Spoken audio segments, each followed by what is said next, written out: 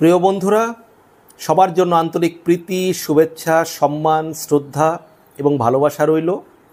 আজকে আমি আলোচনা করব যে বাম, কংগ্রেস এবং আইএসএফ জোটের তোড়জোড় কিন্তু শুরু।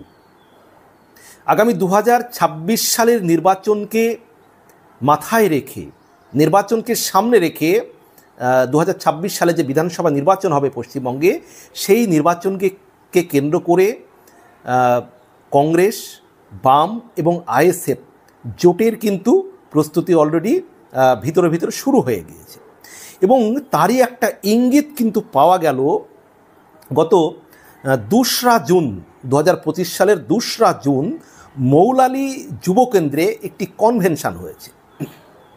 সেই কনভেনশনে মূলত বিজেপি বিরোধী, তৃণমূল বিরোধী যে শক্তিগুলো, সেই শক্তিগুলো কিন্তু একত্রিত হয়েছে। সেখানে ছিলেন আইএসএফ নেতা বিধায়ক নওশাদ সিদ্দিকী মহাশয়, ছিলেন মোহাম্মদ সেলিম সিপিএমের পক্ষে, তারপরে কংগ্রেসের পক্ষে ছিলেন প্রদেশ সভাপতি শুভঙ্কর সরকার। তো এই যে একত্রিত হয়ে কনভেনশন, এবং কংগ্রেস নেতা কানাইয়া কুমারও সেখানে ছিলেন সেই কনভেনশনে। কংগ্রেস, বাম এবং আইএসএফ এই যে সমস্ত দলের নেতারা কনভেনশনে একত্রিত হয়ে তারা যে আগামী দিনে জোট প্রস্তুতি নিচ্ছেন, তার কিন্তু একটা ট্রেলার যদি বলি, সেটা কিন্তু 2রা জুন মৌলালী যুবকেন্দ্রে মোটামুটি দেখতে পেলাম আমরা। এবং যেহেতু পশ্চিমবঙ্গে তৃণমূল বিরোধী মূল শক্তি হচ্ছে বিজেপি, এখানে মেরুকরণের রাজনীতি অলরেডি হয়ে গিয়েছে। সেই মেরুকরণের রাজনীতিতে একদিকে যেমন তৃণমূল, অন্যদিকে বিজেপি। সেখানে বাম, কংগ্রেস, আইএসএফ এই যে ধর্মনিরপেক্ষ শক্তিগুলি, সেই ধর্মনিরপেক্ষ শক্তিগুলি কিন্তু বারবার তারা ব্যর্থ হচ্ছেন। গত যদি ধরি আমরা 2019 সালের লোকসভা নির্বাচনেও ধর্মনিরপেক্ষ শক্তি ব্যর্থ হয়েছে তাদের যে শক্তি অনুযায়ী, সংগঠন অনুযায়ী নির্বাচনে ভোট পেতে। 2019 সালের যে লোকসভা নির্বাচন, আবার যদি ধরি 2021 সালের যে বিধানসভা নির্বাচন, সেখানেও ধর্মনিরপেক্ষ যে শক্তিগুলি সেগুলি ব্যর্থ হয়েছে। 2021 সালে কংগ্রেস, বাম, আইএসএফ তারা কিন্তু সেই তাদের সংগঠন অনুযায়ী, শক্তি অনুযায়ী ধর্মনিরপেক্ষ যে দল হিসেবে তারা তাদের যে সাংগঠনিক যে তাদের যে ভোট, সাংগঠনিক ভোট, সেটাও কিন্তু তারা ধরে রাখতে পারেনি। বামেরাও পারেনি, কংগ্রেসও পারেনি, আইএসএফও পারেনি কিন্তু 2021 সালে।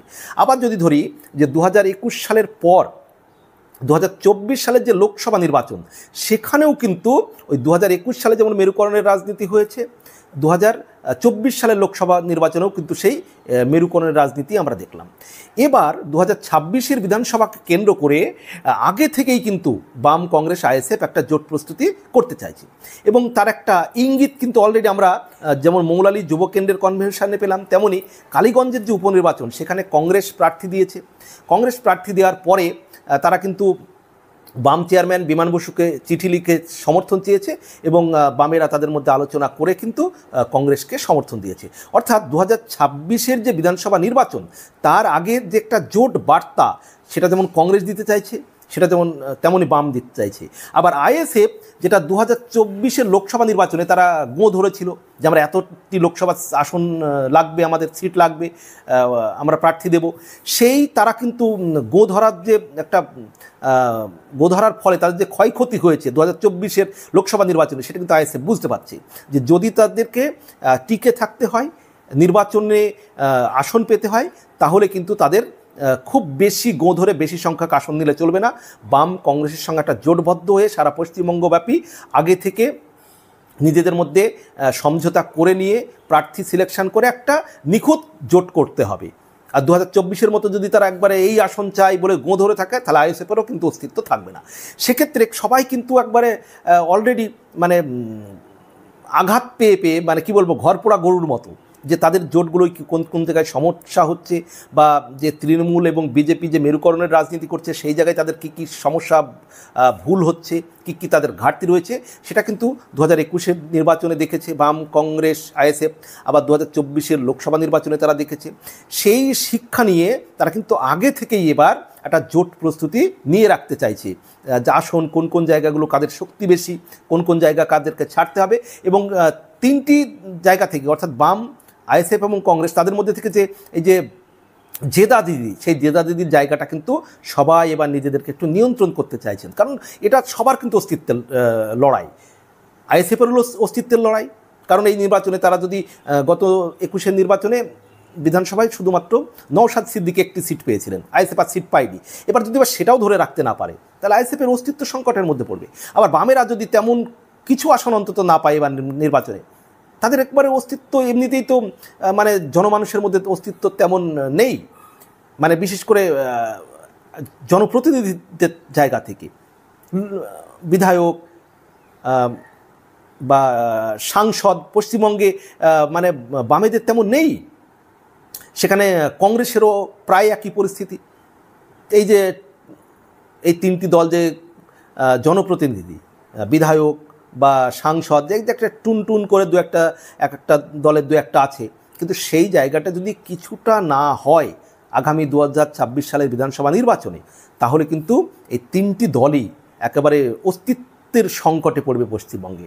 কারণ মেরুকরণের যে রাজনীতির মধ্যে তারা পড়ে গিয়েছে, তাদের যে ধর্মনিরপেক্ষ চেতনার যে রাজনীতি, সেটা কিন্তু আঘাতপ্রাপ্ত হচ্ছে। তাই তিনটি দলই কিন্তু ওই আঘাত পেয়ে শিক্ষা নিয়ে এবার কিন্তু প্রথম থেকেই তারা একটা জোটের যে প্রস্তুতি, আসন বাছাইয়ের প্রস্তুতি, এবং নিজেদের মধ্যে কামড়াকামড়ি না করে তারা কিন্তু আসন সমঝোতার দিকে যেতে চাইছে।